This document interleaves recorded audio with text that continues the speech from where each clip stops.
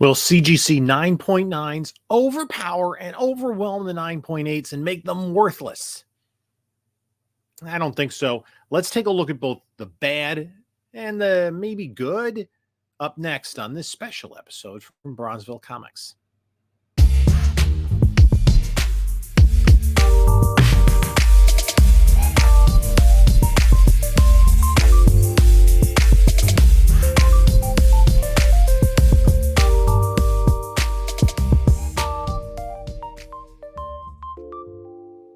Hey there, panelologists. This is Jim from Bronzeville Comics coming to you with another video.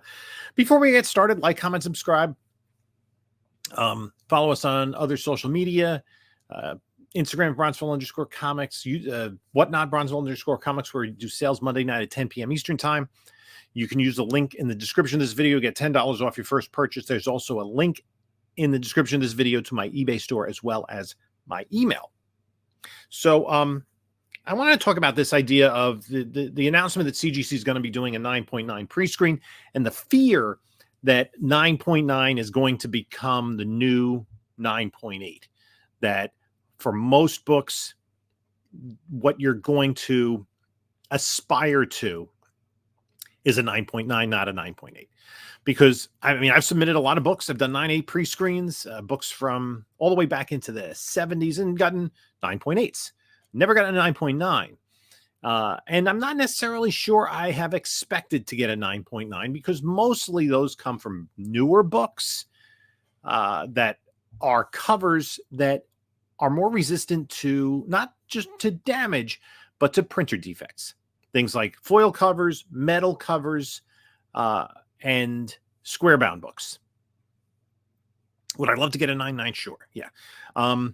And I have seen some people get 9.9s on books that don't often become 9.9s, that don't fall into those categories: foil, metal, square bound, etc. But is it going to overwhelm the 9.8? So I wanted to dive into some numbers, some examples, some data, and give a little more nuanced discussion and give you some background on where I was going with the research I was doing. So let's jump into the computer and take a look at some examples. So 3, 2, 1. CGC just put out a video recently on March 11th, right? 4 days ago. And there's been a lot of clamor about it since. On publisher defects. And basically, Sean Caffrey, the vice president of comics grading for a CGC, and there he is. There's Sean right there. He took they were sent 400 copies of Mighty Morphin Power Rangers: The Return #1 from Boom Studios. And this is the Boom Direct Reserve Edition A. So it is a variant, a cardstock variant, and the 400 books were shipped to CGC, and then they were taken out, and Mr. Caffrey looked them all over and kind of split them up into piles.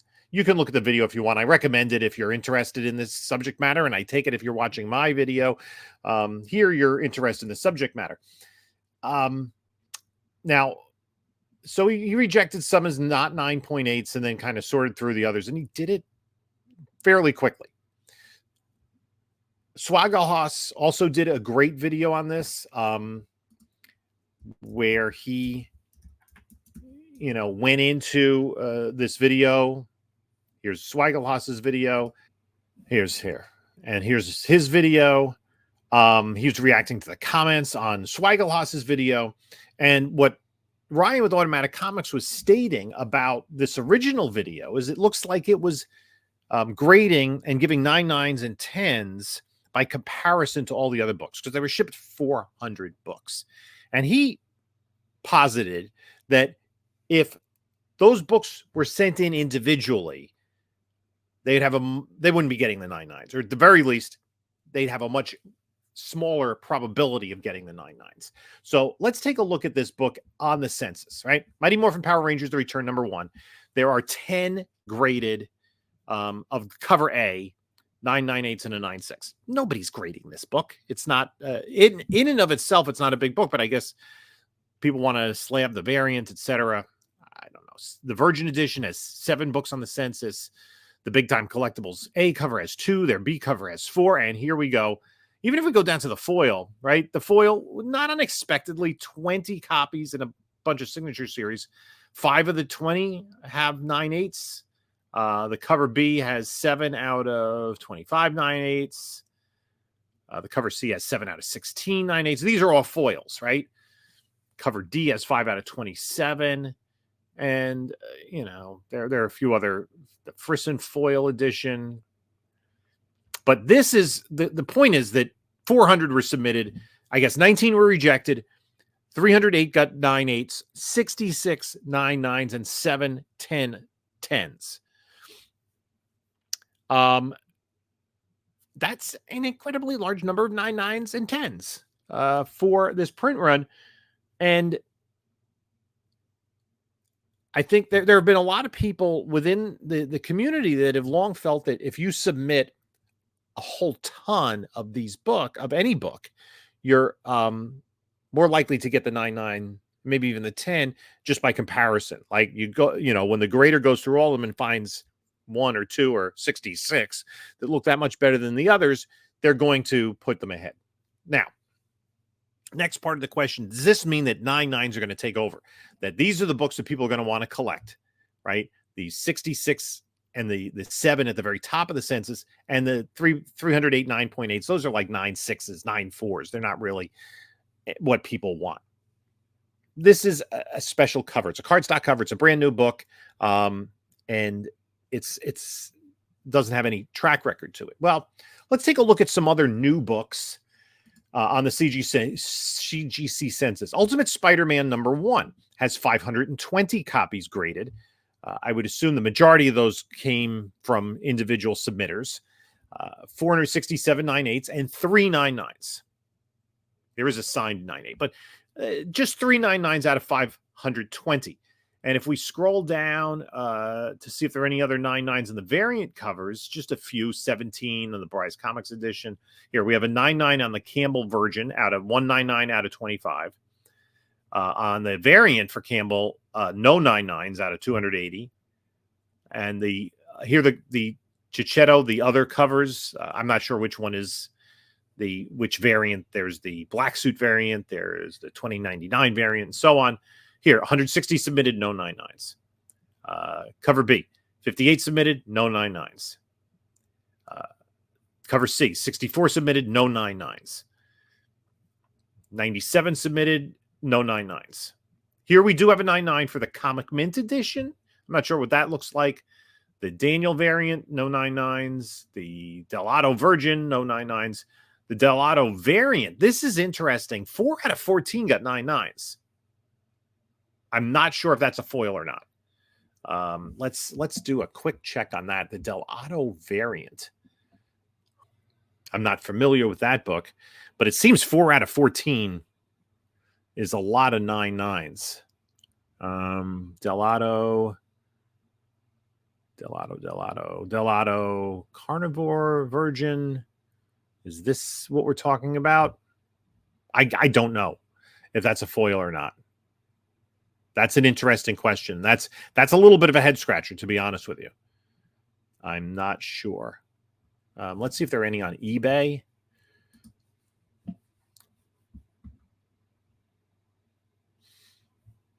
We have Ultimate Spider-Man and 1 CGC Delato.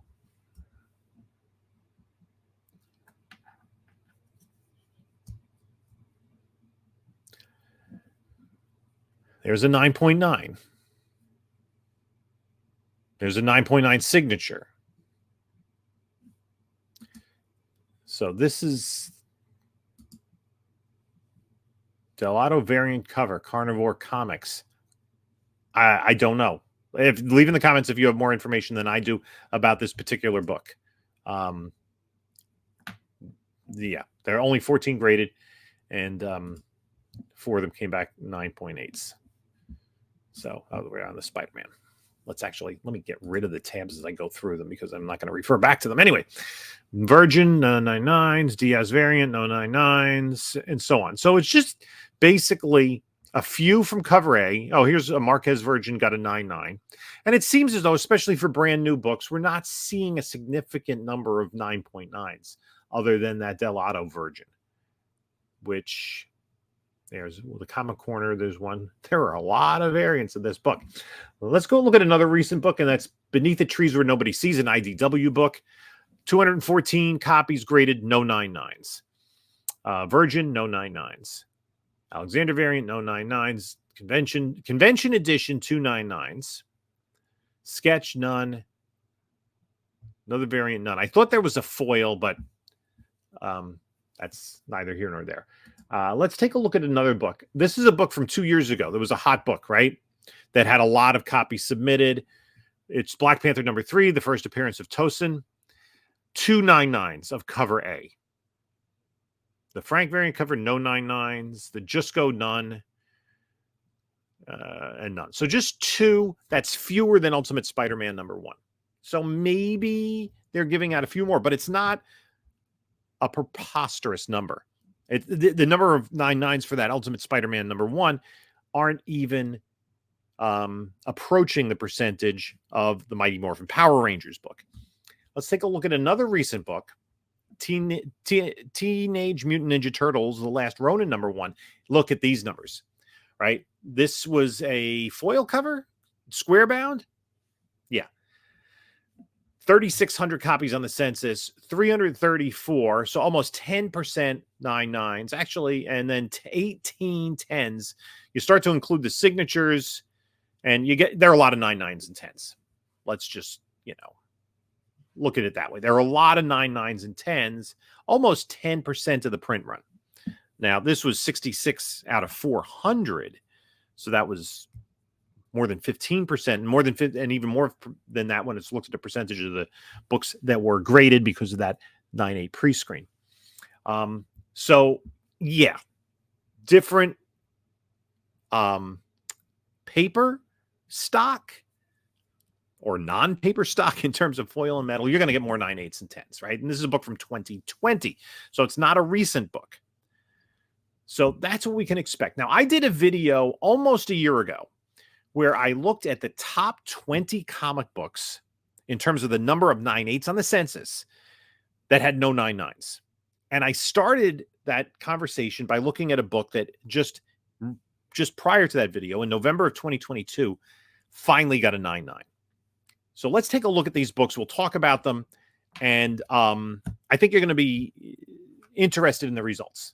And it's something that I think I will revisit because it's kind of important to keep an eye on in terms of the value of the graded books that collectors already have. So let's go to the book that I'm talking about with the 199 is X-Men #4, the Jim Lee first appearance of Omega Red from 1992. 12,095 graded, right? Including all labels, 14,449. One single 99. 199. And I'm pretty sure that has never come to market. And that was kind of the theory I was positing in the video I did almost a year ago. And we're going to look at the 20 books that a year ago had no 9.9s. And what if a 9.9 comes to market for one of these books? This book has not come to market, right? It's $120 in a 9.8. What would a 9.9 be worth? That's a different conversation. So let's take a look at the 20 books. And I had put them in increasing order from the fewest, the 20th most 9.8s with no 9.9s up to the book that had the most 9.8s with no 9.9s. There are books that have more 9.8s, but they also have 9.9s, like a Spawn 1. So let's just dig into it and take a look. Batman Adventures 12, first appearance of Harley Quinn, still no 9.9s, right? 1,200 9.8s on the census. Sandman #1, right? The first appearance of Morpheus, Vertigo from 1989, still no 9.9s, 1,100 on the census. Marvel Comics Presents 72, the beginning of the Weapon X storyline, still no 9.9s, 1,689 9.8s. Uncanny X-Men 282, first cameo appearance of Bishop, still no 99s, 1883, 98s. Strange Academy #1, a book from 2020, a more recent book, no 99s. And of course, all of these, there haven't been any 10s either, 1993, 98s. Something is Killing the Children #1 from Boom Studios, no 99s, 2106, 98s. But interesting, if we scroll down here,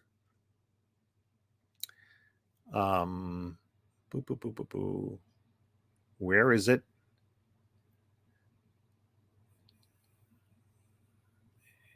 It wasn't here, was it? The there was the convention exclusive that had 9.9s. But even like the New York Comic Con, none. The Diamond Retailer, none. The second printing, third printing, fourth printing. So it'd be interesting. Will we see any of this book get a 9.9 at some point in time? Oh, here it is. I'm sorry. This is the local comic shop day edition, 399s and plus one signature series, 2,500 9.8s. So that did get a few 9.9s. Why? I don't know. Young Avengers #1, no 9.9s, 2,367 9.8s. Infinity Gauntlet #1 from 1991, no 9.9s, 2,436 9.8s, plus a whole bunch of signature series. Wow. Brings us all the way up to 3,633 9.8s. I just was going for Blue Label. Amazing Spider-Man 365, first appearance of Spider-Man 2099, no 9.9s, 2,531 9.8s. Omega Man #3, first appearance of Lobo from way back in 1983, because this was on better quality paper stock at the time, but still no 9.9s, 3,071 9.8s, and a lot of these have been submitted in the last year with all the news and conjecture surrounding the possibility of Jason Momoa playing Lobo in the DCU. Moving on. Nice House on the Lake, a 2021 book, no 9.9s, 2,846 9.8s. Spawn #9. And I found this interesting at the time. First appearance of Angela, no 9.9s, 3,061 9.8s. Spawn 1 has quite a few 9.9s. It has a higher print run and more books submitted. It also has one or more 10s. I forget the exact number, but it has 10s. It has at least a 10. Saga #1 from 2012, no 9.9s, 2,977 9.8s. Year the Villain Hell of Risen #3, first appearance of Punchline, no 9.9s, 3,032 9.8s. Thor #1, Jane Foster is Thor, no 9.9s, 3,379 9.8s. Nobody is any longer submitting this book. Amazing Spider-Man 55, the Patrick Gleason Webhead variant, no 9.9s, 3,800 9.8s. Ultimate Fallout 4, the first appearance of Miles Morales, no 9.9s, 4,224 9.8s. Imagine if a 9.8, if a book is graded 9.8, what it will be worth. But if one book is graded 9.8 for this, that's fine. That's okay. That just means somebody who submitted it got really, really lucky. Of course, this came in a poly bag, so it's even tough to get in a 9.8 because you got to press it correctly, and the paper quality isn't that great. But that's not going to change the market, right? If all of a sudden a year from now we have 59 9s, then something's off. And then what it's going to do is cause people to crack out their 9.8s and resubmit them maybe with a 9.9 pre-screen in hopes of getting that 9.9. But we're not seeing any evidence of that yet. I want to check back on this probably in about 6 months. There's still a few more books. Venom #3, first appearance of Null, no 9.9s, 4,193 9.8s. Darth Vader #3, first appearance of Dr. Aphra, no 9.9s, 4,387 9.8s. And finally, the #1 book on the list, I think it's been overtaken because it doesn't have the value it did a year ago, is War of the Realms, New Agents of Atlas #1, first appearance of a whole bunch of characters, no 9.9s, 4,260 9.8s. So what does this tell us? I think what it tells us is so far, we haven't seen a change in how CGC is grading older books, right? These 20 books that I looked at a year ago had no 9.9s. They still have no 9.9s, none of the 20. If one or two of them got a 9.9, not a big deal, right? It's going to be that aberration of a book that unicorn that one collector is going to have. It's not going to change the market. It just, like, I submitted a Batman Adventures 12. I had a 9.8. I submitted one. It came back a 9.6. Resubmitted it, got a 9.8. It looked amazing, right? I was like, can you imagine if this got a 9.9? You kind of play like, what if I won the lottery games in your head? What would it be worth, right? 10 times what a 9.8 goes for? 20 times? I don't know, because it would, at least initially, be a unicorn. Now, is it an advantage to submit a lot of them, right? To submit 400 of the same book that they're going to compare, rather than submit your copy of Batman Adventures 12 with 9 other books, 24 other books, whatever it is. I have to think submitting a lot is, like a whole stack of them, is beneficial. And for the most part, that's only going to occur with books that are brand new. There are exceptions, right? Like the Comic Tom and the Golden Age Guru got that big collection. I think it was the Secret Sound collection was part of it. They had a whole stack, unopened, untouched, of Batman Adventures 12. Submitted them, got a bunch of 9.8s, no 9.9s, obviously. But is it helpful by comparison if they're looking at 25 of this book and saying, wow, this one is not got bindery tears? But the Batman Adventures 12, the stapling is a little offset on the spine. The cover is a little smaller than the interior wraps. And when I had 2 9.8s, I was looking at them. They were both manufactured identically. You're allowed to have production defects in a 9.8, right? Like the staples could be offset. There could be a miswrap, is very common. In the first appearance of Elektra, there is a printer's crease that goes through a lot of the issues. You could have like ink that, transferred during printing, not color rub, but transferred during printing onto, other parts of the book where it really shouldn't have been. You can still get 9.8s for a lot of those, but probably not get the 9.9s or 10s. And the biggest thing with most books are the top and bottom of the spine, the bindery tears, where when the paper's cut, it leaves a little, almost like a hanging chat, a little small piece of paper that's hanging. It's not perfect. Different with foil and metal. So I'm going to try to link the video I did, I think it was 11 months ago. So you can take a look at that. That goes fully into the 20 books that I just went through very quickly. But I just wanted to make the point that when we look at older books, we haven't seen the 9.9s. And it would have to be a significant number of 9.9s for any specific book for the 9.8s to be undervalued, right? It would, the 9.9s would, going forward in terms of the grading, almost have to be more commonplace than 9.8s, or nearly like at the same levels of the 9.8s. So anyway, those are my thoughts. What are your thoughts in the comments below? And I know there are folks out there that don't believe in slabbing, don't believe in CGC. That's all fine. That's good. But I'm just kind of positing the question, has CGC changed their grading standards retroactively? Have they changed it for books going forward? Or is it just maybe that the retailers that send them a whole stack of books straight from the printer have an advantage in terms of getting 9.9s and 10s just by comparison? Let me know what you think in the comments below. You can take a look at a couple of other videos here. And this is Jim saying until next time, enjoy your comics.